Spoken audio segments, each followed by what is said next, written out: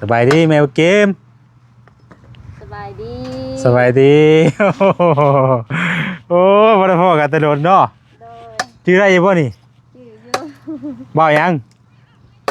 บ่าวแซงมาบ่ชื่อละ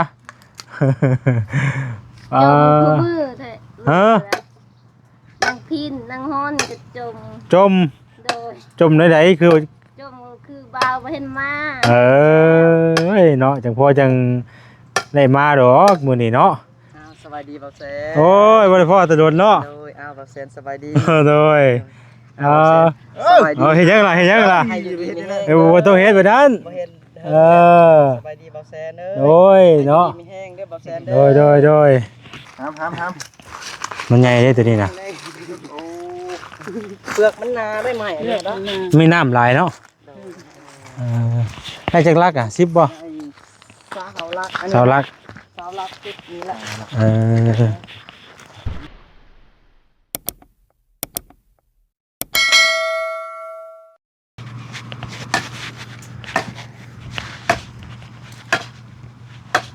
สบายดีแมวเกมสบายดี สบายดีโอ้บ่ได้พ่อกันแต่โดนเนาะโดยชื่ออะไรบ่นี่ชื่ออยู่บ่าวยังบ่าวแซงมาบ่ชื่อละจมคู่มือแท้ฮะนางพินนางฮ้อนจะจม จม โดยจมไหนๆคือจมคือบ่าวบ่เห็นมา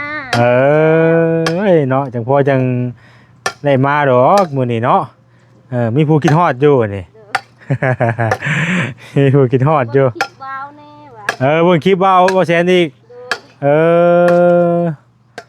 ติดตามฮอดเบิ่งฮอดคลิปบ่แซนบาทนี่เนาะบ่าว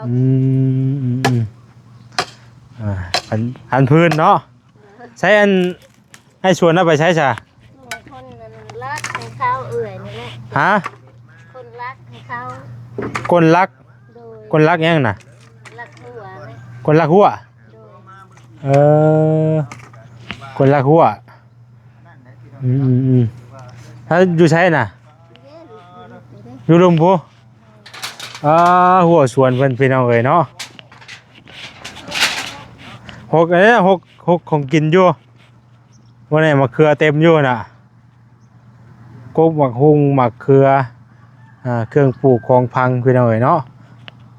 เครื่องอยู่ได้กินหลายพี่น้องเอ้ยโตมารอบนี้ถือว่าหัวสวนเพิ่นก็มีแต่อยู่ได้กินพี่น้องเอ้ยอันนี้ก็จะเป็นเรือนซ่านบ้านซองเพิ่นเอาสบายดีเด้อพี่น้องเด้อเนาะสบายดีเบิดสุขุสุคนพี่น้องเอ้ยพ่อกับซ่องบ่าวแซนพอดีมื้อนี้น่ะมีโอกาสได้มาทางนี้พี่น้องเอ้ยเนาะตอนแรกก็บ่ได้ว่าสิมานี่ดอกพี่น้องเอ้ยเนาะพอดีว่าผ่านมาทางนี้นะพี่น้องก็เลยแวะเนาะได้ผ่านมาฮอดมาถึงแล้วก็สิอันบ่แวะก็คือบ่คักพี่น้องเอ้ยก็เลยแวะมาหาเพิ่นก่อนเนาะตัวบ้านเบาสวนพี่น้องเอ้ยเนาะ FC จำชื่อได้อยู่บ่เนาะเนาะโอ้ยบ่ได้มาแต่โดนจนได้เฮ็ดเฮือนใหม่อีกแล้วเนาะมีหม่องนั่งแล้วล่ะบัดนี้เฮ็ดเองบ่นี่เอ้ยบ่บ่าวจอยที่ไหนบ่บอยจอย ใช่นี่มันคือเป็นแบบนี้เลยนี่บ่ได้มีเนื้อใส่บ่นี่พอกินบ่ได้ใช้ใส่ช้อนเด้อบ่แหละมันผลบ่พาบ่พาได้ติผลพาเข้าไปได้เป็นเอาไว้เนาะมากันก็บ่จิต2คนมื้อนี้สวัสดีเด้อบ่จิตเด้อโดยเดินทางไปเวียกข้างหน้าพุ่นแหละก็เลยมาแวะเลยไปเบิ่งเฮือนเบิ่งซ่านมันก่อนเนาะโอ้ยังงามคือเก่าพี่น้องเอ้ยเนาะสีอองตองคักมันจะมาแต่โดนเฮือนซ่านมันก็ยังคือเก่ายังใหม่ยังงามคือเก่าบ่อยู่ข้างในเด้โอ้มีแล้วรถเพิ่นก็นั่นบ่นี่เพิ่นบ่ได้ไปขายเครื่องบ่เอ้ยบัดนี้บ่มีเงินสิค่ะเพิ่นไปตลาดมีทุนล่ะมีทุน แล้วเนาะ ไปยังไงเบิดทึนเลยทึนหายกับไรเบิดได้เหมือนเนาะใครไปใครมาใครไปใครมาทึนหายกับไรเบิดทึนกับหายกับไรกับบุมีเบิดมาพี่น้องเอ้ยมาถ่ายเบอร์นี่ก่อน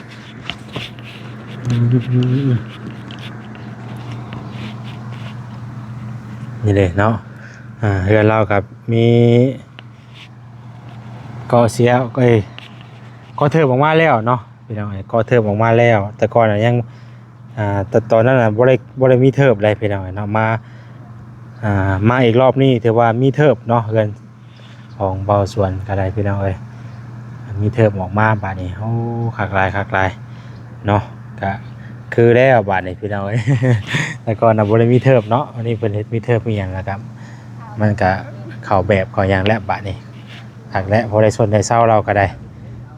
พอได้ชนพอได้หมองนั่งเนาะเศร้าแล้วก็หรือว่าเพิ่นได้ส่งเพิ่นผู้เดือนอยู่บ่นี่ เศร้าก็เป็นตะฮักแท้เนาะฮะเศร้าก็เป็นตะฮักแท้ต่อกะโหล่ะติงลงเล่งอยู่โอ้ยเนาะโอเคดีดอบ่ได้ถอกรถจักเดือนแล้ว 3 เดือน ห่วย3 เดือนเพิ่นมาเอาดีเด้ ไดยังบ่ทันได้ถอกงวดรถบ่มีเงินถอกกับบัดนี้บ่มีเงินถอกก็ชวนเพิ่นก็มาเอาคืนเด้อ โดยบ่มีรถสิขี่เลยไปใส่กับยางเอาเลยเถอะ เอ้ยเนาะเฮ็ดจังได๋ชาวบ้านนี่ใช้พ่อบ่กิมอยู่ใช้อยู่รุมบ่อยู่ไกลบ่ บ่ได้จ่ายมันได้นะ ย่างไปฮอดบ่นี่ ฮอดอยู่ อยู่ใช้น่ะอยู่รุมนี่บ่ใกล้หนองนี่บ่โดยไปซะไปเบิ่ง ไปเบิ่งเราก่อนเด้อ ไปเบิ่งนำกันบ่ ไปเบิ่งนำกันได้ไป แม่กินบ่พาไปแม่ไปกินไปได้ต้องจุดมัน มีผู้อยู่กันบ่ซะ มีคนอยู่เฮือน บ่มีคนอยู่ เข้าไป พอบ่เป็นหยังให้เราอยู่นี่แหละ โอเคค่ะ อยู่เพื่อนแหละเด้อ ว่าสิลงน้ำให้ บ่ไปเบิ่ง บ่เป็นหยัง เบิ่งดู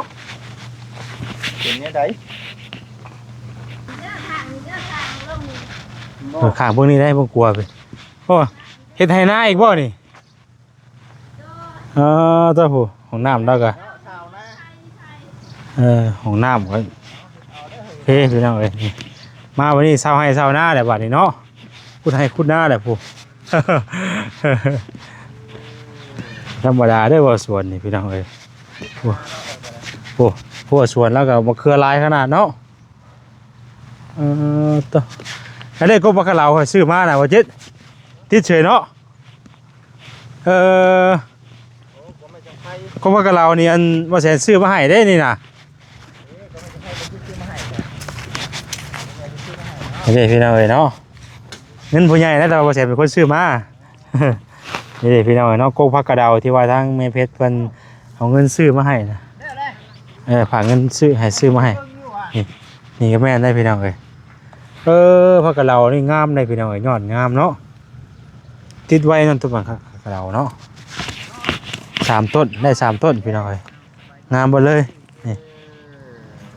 ต้นผักกระเดา3 ต้น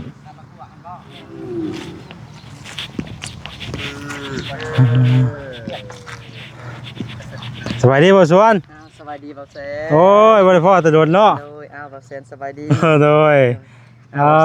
สบายดีเฮ็ดจังล่ะให้อยู่ดีให้บ่ต้องเฮ็ดแบบนั้น บ่เห็น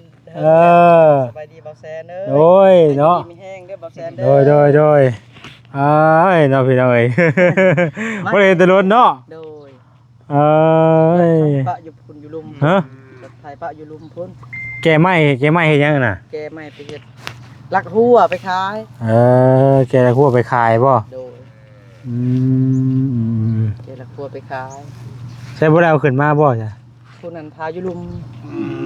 อันนี้ก็ลูกมานำว่าผู้หลักผู้ใหญ่เพิ่นมาแล้วก็บ่ชวนก็ขึ้นมาว่าสิลงไปเบิ่งอยู่หม้องเฮ็ดเวียกซะดอกเนาะอยากไปไปบ่ไปเบิ่งไปไปเบิ่งหม้องเฮ็ดเวียกพุ่นแหละไป ยังไง เรียกนะพี่น้องเนาะต่างพา FC เพิ่นเลาะป่าหาเฮ็ดเลยเฮ็ดยังออกทางนี้ เฮ็ดเพาะนังกับบ่ลาอะไรดอก อ่า มันฝนบ่ตกอันนี้ลา โอ้อ่า บ่เดือนหญ้า เป็นเอาเลย เอาปักเกมแม่ปักเกมพี่น้องเด้อมื้อนี้ก็ได้เด้อ พากันมาว่าสิไปบ้านหยังก็บ่จิต บ้านอ๋อบ้านนี้ก็ได้วังโคนบ่ ปูน บ้านวังโคน เลยแวะไกลมานี่กันไกลมานี่คันสิไปเลยก็ว่ามันเดี๋ยวเยี่ยมเบิ่งก่อนว่าไปเยี่ยมเบิ่งสวนก่อน ต่อแซนกับบ่ส่วนก็บ่ได้ติดต่อหาเพิ่นบ่ได้ติดต่อหาเพิ่น ได้แค่น เป็นหยังบ่เป็นหยังอยู่เฮ็ดก็เฮ็ดไปเนาะ ผู้ใหญ่ อ่า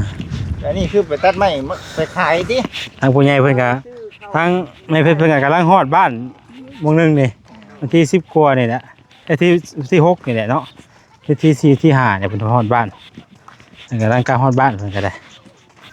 เห็นมาเยี่ยมเบิ่งนี่แหละเป็นจังได๋ว่าคือ เห็นไปคุ้มไปขายหมักหลบตรงเลก็กระทึกอยู่ บ่ได้ไปแล้วเดี๋ยวนี้ฮะ บ่ได้ไปเลย โดย เป็นไรคือบ่ได้ไป มันก็เสียดายนะในต้นในโตเนี่ยบ่อยากดีปานใด อ้าว ในต้นในโตบ่สวนนี่มันหากาดีอันนี้ก็ได้ เอา ช่างว่าแต่ในตัวนี้ในตัว มันไปมืดๆนั่นบางส่วนก็ไปบ่ได้หักกระบื้นไปนำเมียอยากให้ไปก็บื้นไปใจเมียน้อยๆนึง มันเป็นอะไรเป็นในตัวในตัว จะได้มันบ่ดีในต้นในโตบางส่วนคือตะขี้นั่นแหละ อืม เดี๋ยวนี้เฮา แค่นี้แหละพ่อ ไอ้เฮ็ดจังเวทนี่แหละ เอาดีเด้บ่ได้พาไปจิตดงบ่ ฮะ บ่พาไปจิตดงบ่ว่ามันบ่ดีในตัวแบบนี้เนาะ เดี๋ยวนี้ก็พอเฮ็ดได้ โอเค ไปกลางคืนนะแบบบ่มีหมู่ไปเฮาไปผู้เดียว อ่า ไปกับหมู่ เออ ไปทายเพิ่นกลางคืนไปกลางเว้นนั่นบ่ได้ย่านเนาะกลางคืน เดี๋ยวบ่ย่างเขาเจ้ามาเอาคืนบ่ รถล่างอ่ะบ่ แม่น โอ้ขน่อยบางส่วนนี่ก็ย่านเพิ่นมาเอาคืนนั่นแหละเข้าให้เพิ่นแล้วเดือนนี้ฮะ ทำใจแล้วบ่ โดยบางส่วนก็เข้า เดือนเท่าไหร่ให้ เดือนละล้าน5แสน อืม ล้าน4แสน80,000 แต่ละเดือนนั้นได้ โดย เออ ล้าน5ละ ลักขั่ว โอ้ลงมาเอาที่บ่ ไก่เทิบเนาะนี่มาคำป๊อบบ่นี่ ข้าว มีบ่ครับบ่ โดยข้าวบ่มีมา อืม ข้าวบ่มีมา ยังบ่ได้เป็นเนาะ เป็นมา ตัดให้ได้ไอ้เอาตัดแบบไรน่ะ ตัดเลื่อยนะ เอาเลยตัดเอาบ่ โดยดูมือนี่เลื่อยมือนี่นะ อืม บึงมีสวนเบิ่งอัปเดตชีวิตให้สวน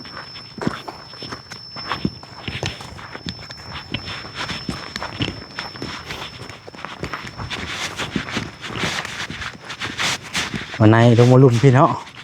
ข้าวหัวเพิ่นจะ หน้าบ่สวนนี่ตัวนี้นี่วันละไทยชาวบ้าน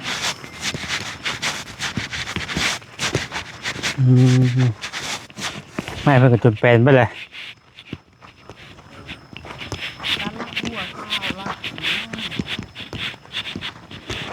ยาเอ้ยมาเด้อ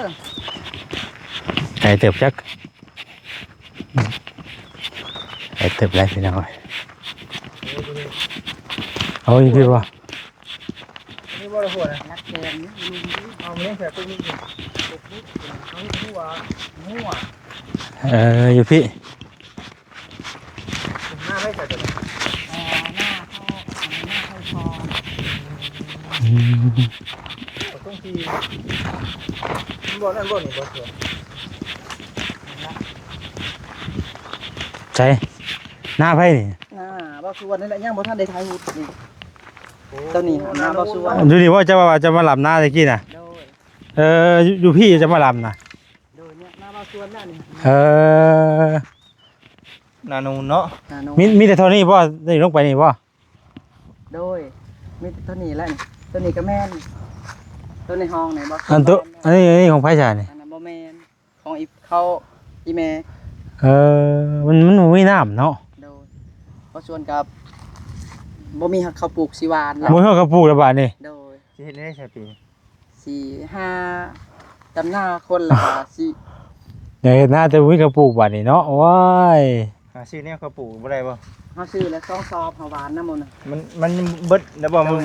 เขาปลูกนี่บ่ชวนหวานนำหมดน่ะ เอ บ่ได้ไทย อ บ่ได้ไทยแบบไทยหุดไทยแบบไทยหวานเลยไทยบาทเดียว เอ เลยแบบ อมันก็บ่เบิ่งดินนี่บ่อยากงามปานใดเบิ่งดิน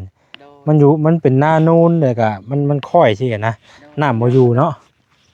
น้ำบ่อยากอยู่ อื นะ มโหนี่บ่สิว่านั่นน่ะ โดย หัวน่ะ โดย ตัดไปขาย เอ ติ อไม่เอิ้นไม่ยังไงนี่ อันนี้เขาเอิ้นว่ามันเขาเอิ้นว่าไม้หั่งอันนี้ ไม่หังบ่ โดย อันนั้นต้นเท่าไหร่ก่อนนี่ ต้นละ 15,000 อืม ทุนละ15,000 สบายดี สบายดี สบายดี เด้อ อ่า มาเบิ่งก่อนว่าทั้งที่สิมาตัดชอย เออแล้วจักรักแล้วมื้อนี้ ได้ซ่าได้เช้า เอามือบ่ตัดนี่ เอามือ อ๋อยันว่าเลื่อยจักรได้ โดย เลื่อยมือบ่ เอาเรื่อยมือ เลื่อยน้อยอันนี้ อืม เลื่อยนี่ เฮาแก้ไปให้เขาเจ้าอยู่ใช้อันนี้น่ะเพิ่นสร้างบ่ อย่าเทิงเพิ่นสั่ง เพิ่นสร้างอะไรกันนั้นลักละ10ปลาย2ละลักละ15,000 15,000 2ลักละ30 ใช่เบิดเลยไอ้ชวน ไปเบิ่งหน้าเบ่ชวนก่อน ใส่เบิ่งอยู่ ไปเบิ่งก่อนแบกเลยแบกให้อันน่ะ FC เบิ่งเลย มาไอ้พ่อ เนี่ยต้นนี่ก็งามซับ ต้นแล้วงามซื่อๆไม่เอาเลยเนาะว่าส่วนหลายไม้นี่เพิ่นน่ะเฮ็ดละหัวเนาะเออไม้เนี่ยเพิ่นเฮ็ดละหัวพี่น้องเอ้ยไม่นาเฮาเองบ่นี่น่ะ หน้าบ่ชวนเอง เอ เป็น อ น้ำบ่เพียงเนาะ โอ้โหไม่ห่างนี่พี่น้องกก อันได้เข้านี่เก่งดีเลยไอ้ นูนเนาะใช่ว่านะบ่นี่น่ะมันเป็นหนองห้องนะว่านี่ โอ้ยฝนตกมาน้ำพัดเข้าไปเบิดแล้วอันนี้ เอาเลยว่าน เฮ้ยไอ้ชวน บ้านยากระลายนี่ บ่ได้ไทยว่าจ้ะ ไทยบ่ชวนไทยแล้วก็ไทยหุดบาทเดียวเลยรถเพิ่นเด้ เออนี่บ่ เด้อ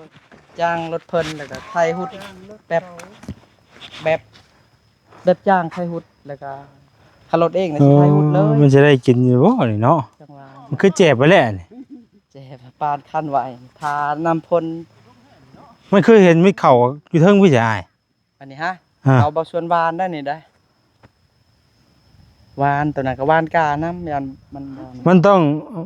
ยามลาย มันต้องอันนี้ว่านมันบ่อยากออกเว้ยสิมันต้องไทยแล้วเฮาก็ว่านแล้วก็คาดป่านนี้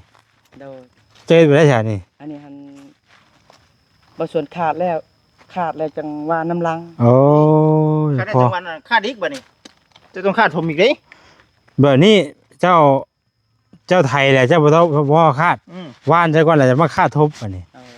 เอา จะวานเข้าใช้ก้นมากี่ไทยเลย มันเห็นใช่ป่ะมันเห็นมีเขาเนี่ยเขาขาดก่อนหน่วยเฮาว่านกล้าดิ โดย เฮาต้องว่าน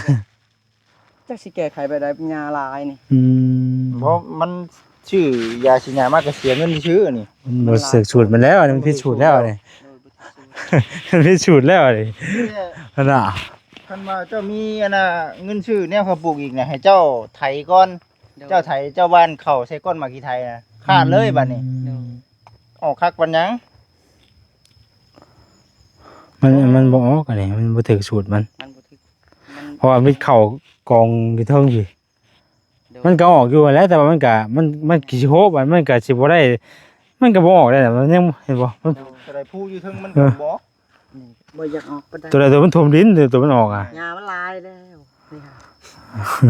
ค่ะ ชอบเรื่องเท่าไรชื่อน่ะ ซื้อข้าวปลูกได้บ่ แม่ 200,000 โอ้ย 200,000 หักแน่อีดอกเนาะพี่น้องไอ้พวกนี้ เฮ็ดบ่ถึกสูตรแล้วว่าส่วน พุ่นก็คือสิบอกเนาะไอ้ชวนเนาะ บ่ชวนก็สิยังสิโลกตัวนี้เอาไปดํเลยคันว่ามันยาลายก็ดิมัน ก็บ่พอหน้าคือเก่าไอ้ เละโดยก็บ่พอหน้าคือเก่า พุ่นเนี่ยก็บ่เห็นออก มีมืดหวานมืดอันนั้นก็ได้ น้ำมันท่วมบ่น้ำท่วมอยู่ตั้งแต่นั้นนี่ อันนี้ครับบ่ อ่า ถ้ากระตก2เทื่อฝนนี่ พอ ตก แล้ว 2เทื่อ มันนี่มันตกแล้วมันแจ๊บดินมันแจ๊บแล้วมันเข้าพูขึ้นมาเทิงบัดนี้เพราะว่าเฮาคาดแต่เฮาว่านไปสิมันต้องคือว่านก้าน่ะ โดยอันนี้เพิ่นว่าปลูกนาใส่พลานหินเนาะ โดย เห็นบ่มีแต่พลานหิน อยากให้ผู้หลักผู้ใหญ่ซอยบ่ส่วนสิเฮ็ดหน้านั่นแหละซอยเขาปลูกไปแล้ว ช่วยครับปู่ โดย ช่วยมากก็บ่เห็นพิสูจน์แล้วว่าบาดนี้ โดยอันนี้บ่ส่วนน่ะบ่ส่วนน่ะคือว่า บ่เจ้าบ่เคยเฮ็ดบ่ เฮ็ดกะแบบว่ารถเพิ่นเฮาก็ญาติเฮ็ด โอ้ แบบงบเฮาบ่เพียงพออยากให้จ่ายค่ารถเพิ่นแน่น่ะ ไทยฮุดได้เทื่อเดียวธรรมดาเฮาไทยฮุดก่อนแล้วก็วิทย์ไทยฮุดแล้วก็ไทยวานอีกน้ำลัง อืม ส่วนก็ญาติซื้อข้าวซื้อน้ำได้ลูกก็หลายคู่หลายคนลูกก็ได้ เนาะ บ่ทันอันนี้ก็บ่ส่วน6มื้อซื้อข้าว5มื้อซื้อข้าวกินนะ ซื้อเลี้ยงลูกนี่แหละ ทำให้ทุกมื้อชื่อเขาเนาะ โดย ก็สู้ไปได้อ้ายเอ้ยเฮ็ดจังได๋ฉันเนาะก็บ่ได้มีหยังในทางน้องกับน้องนุ่งกับมามื้อนี้ก็เพราะว่าพอดีว่าสิไปเวียกทางอื่นแหละพอดีกายมาเนี่ยไว้ซะก่อนว่าแม่มาถามไทยมาเยี่ยมยามเพิ่นก่อน โดย แม่มาเยี่ยมมายามถามข่าวเบิ่ง ให้เบิ่งแย่งเบาส่วนในเด้อขน้อยเบาส่วนในเด้อน้องเบาแสน โดย เบาส่วนก็เป็นกำลังเป็นหนี้เป็นสิน จัก เพิ่น สิ นี่แหละ ซอยได้ชำาไดได้น้องนุ่งก็ได้เนาะ แล้วแต่มาเยี่ยมมายามบ่มีหยัง โดย จักสิซอยได้ใดพี่น้อยเนาะก็เบิ่งไปและคันทางผู้รักผู้ใหญ่เพิ่นคิดเห็นเพิ่นเห็นใจก็จังว่ากันเนาะ โดย คันว่าเพิ่นคิดเห็นได้ใดหั่นน่ะเฮาก็จักสิว่าได้ใดพี่น้อยคือทางบ่แสงก็ได้แต่มาถ่ายมาอัปเดตให้เบิ่งวิถีชีวิตของเพิ่นนั่นแหละพี่น้อยเอาสู้ไปได้เด้อ โดยอันนี้ก็หน้าเบาส่วนแล้วนี่นะหน้าเบาส่วนแล้วนี่บ่ได้ตัวหน้าเบาส่วนเองเฮ็ดกับลูกกับเมียป้าน ตัวแหละมันบ่มีเครื่องไม้เครื่องมือเฮาเองเนาะ โดย รถทงรถไถครับเฮามีรถไถเฮาเองเฮาเฮ็ดจังไดก็ได้แม่นบ่ล่ะ โดย มันก็บริหารง่ายอันนี้ยืมรถไถก็เจ้ามาไถบ่จักสิได้ชำใด โดย ไปใช่แล้วเดี๋ยวสิผู้ใดไปหาแม่กิมก่อน โดย อ่า เฮาสิแบกลักก่อน เบิกลากบ่ โดย เออ น้ำลังนี่ยังเหลือ3ลักนี่แหละ เบิกลากให้มันแล้วก่อนก็ได้ แบก เด็กโชว์ FC เลย สบายดี โดย โดยสบายดี เพิ่นก็เคยเป็นทหารอยู่เซโน10ปลายปี นี่น่ะ ออกมาเลย อยู่ใน ออกเลยบ่ได้คือออกไง ว่าเมื่ออยู่เด้อค่ะหัวหน้าเนาะ ได้บ่เจ้าสิได้บ่ เออ ต้องห้ามได้ห้าม มันจะโดนเด้อ อะไรก็ออกแต่ล้นแล้วเนาะ ห้ามได้บ่ อืม ห้ามเด้อต้องห้ามมันนัก โอ้ตัว มาไอ้ควันมา ใหญ่เท่เนาะ ปึ๊บ แบกเด้อแบกไอ้ควัน ห้าม มันใหญ่เด้ตัวนี้น่ะ โอ้ เปลือกมันหนาได้ไหมเนี่ยเนาะ มีน้ำลายเนาะได้จักลักอ่ะ10บ่ ไอ้สาวลักอันนี้ เสาลัก สาวลักติดนี่แหละ เออไปเฮ็ดไปแล้วไอ้เอ้ย นี่ระหว่างเข้าคือกันเบิดเพิ่น บ่ได้เนาะ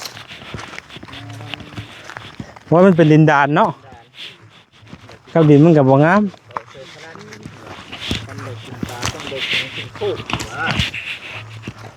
งานหิน ดูว่ายังหลายอะไรคือเข้าไปคนนะ เราสิจงไว้แล้วจงไว้ให้กระปุกนะมันกินกระปุกบ่จักลอกอ่ะนี่ มีเขากินแล้วบ่ไหว มีเขากินแล้วกินกันไปก่อนได้หน่อยเนาะแก้ไขไปก่อนได้เนาะ ก่อนแล้วก็หาเงินซื้อน้ำลัง โอ้ยเนาะมีใครว่ากระปุกอ่ะ นี่ อยู่ เมืองคนละ เขาจะเอาไว้หลายเนาะ โดย ไปใช่จะว่าใช้ขึ้นไปก่อนเด้อ โดย ขึ้นได้ขึ้นไปพูดได้ บาส่วนขึ้นเจ้า สบาย จะ ดี นายอายบาส่วนขึ้นไปนำ โดย โอเค ไปขอบใจหลายมาเบิ่งมองเพิ่นเฮ็ดเวียกพี่น้องเอ้ยขอบใจสู้ๆเด้อไอ้เด้อ โอ้ไปพี่น้องเอ้ยที่เฮาพากันขึ้นไปก่อนบัดนี้พี่น้องเอ้ยหลังบ้านเพิ่นได้เนาะตัวไปหาแม่กินก่อนเงินก่อนพี่น้องเงินเราซื้อน้ำซื้อไหนกินก่อนได้แหละ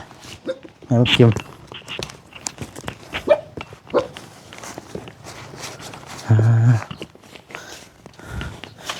โอเคเอาซื้อน้ำกินเด้อฮ้อนๆมื้อหยังมาต้อนมื้อนี้เด้อ โดย อ่า สำหรับผู้ใหญ่50บ่ได้นั่นพี่น้องเอ้ยพอดีว่ากายมาทางนี้ก็เลยแวะมาถามไทยบ่ได้คิดว่าสิมาทางนี้พี่น้องเอ้ย เออมื้อนี้ก็ได้ผู้ใดมื้อหน้ามื้อไหนยังว่ากันใหม่เด้อบัดนี้เด้อ โดย กลับก่อนวันนี้เข้าน่าจะไปอีกเวียกอีกหมองหนึงก่อนเด้อ โดย ไปโชคดีเด้อโชคดีไปพี่น้องเอ้ยลำลาไปก่อนอยู่ดีมีแห้งเบัดสุขสู่คนสำบายดี